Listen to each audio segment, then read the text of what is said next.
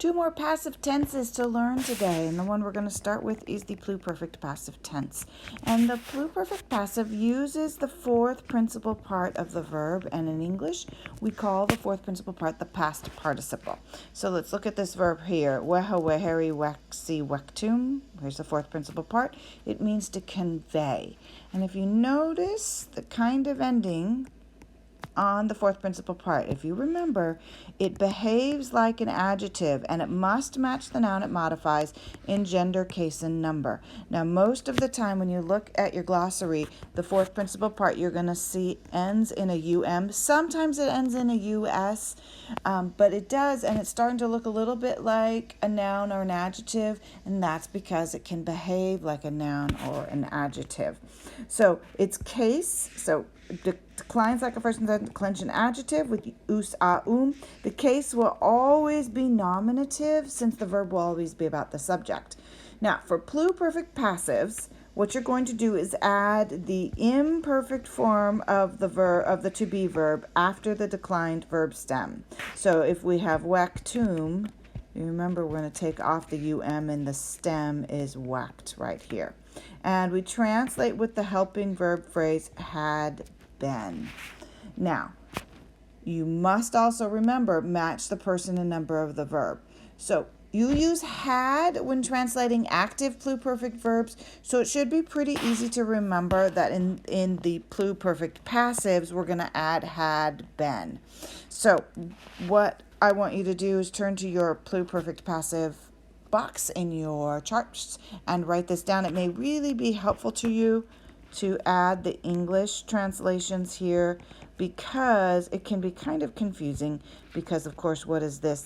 Eramos, eratus, erant. That's imperfect, but the words we're going to use are going to be pluperfect helping verbs. Okay, so here we go. Weho, weheri, wexi, wectum, to convey. We take that stem, wecht, and I'm going to add the ending ae, and it'll be wectai aramus. We had been conveyed, and at this point, because I've got the ae, it's a nominative, plural, feminine ending, I know that the we, I am talking about women. All right, let's take a look at a couple of examples here.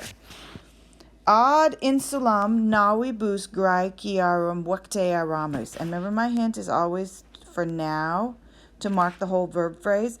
I don't want you just looking at the aramus and going, oh, we were. And that's not true. You got to back up. And you're not going to not be used to looking for a verb that has a noun or an adjective ending on it.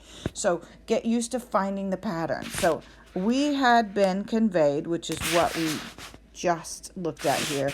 We had been conveyed by boats, so we've got an ablative of means here. We don't have the preposition. To the island, there's our prepositional phrase of the Greeks. And this is genitive plural.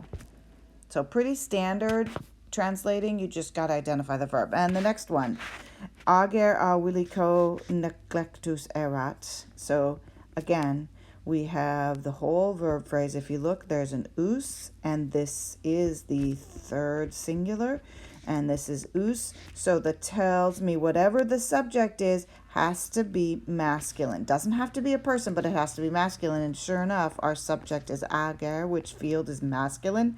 So the field had been neglected. There's remember our had been here and had been here, our helping verbs, had been neglected by the overseer.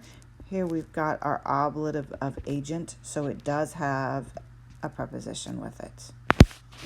All right, future perfect passive tense. So like the pluperfect, it must match the noun it modifies in gender, case, and number.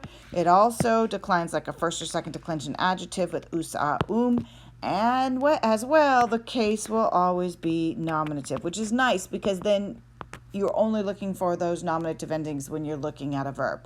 So for future perfect passives, you add the future form of the to be verb after the declined verb stem. All right, so finally we have one matching. We have future and future, okay? And we translate the helping verb phrase with will have been. So look on your chart page. Again, it may be helpful for you to add the English just so that you can remember when you write down the forms of the verb. Okay. Give you a minute to do that, and then let's take a look at a couple of examples. All right. Vento ablatus eris. You will have been carried off. So here's our whole verb phrase, and it turns into you will have been carried off.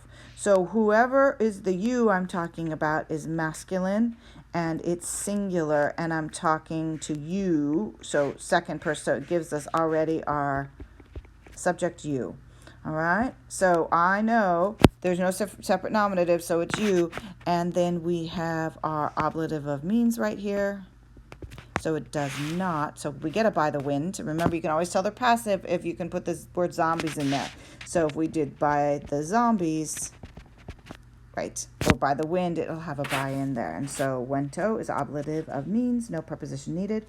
Last one, Clippia ora. Ori hostis sobrepta erunt. So here's our whole verb phrase. We're looking at it. It is, we see it's third, it's plural, third future plural. We're taking a look at our verb that's acting like an adjective, and it's declined, or it's referring back to the subject. We see that since it's third future plural, this has to be neuter. So we look back for our subject. There we go. We see the golden shields. That is neuter plural right here. So that matches. The golden shields of the enemy, hostis, will have been stolen. Here's the entire verb phrase. So they're getting longer and longer as we learn these different forms of verbs. So homework hint, remember, when you are translating sentences, underline or bracket the verb phrase to visually set it apart. Otherwise, you'll accidentally end up ignoring the first part of the verb and just try to translate the to be part.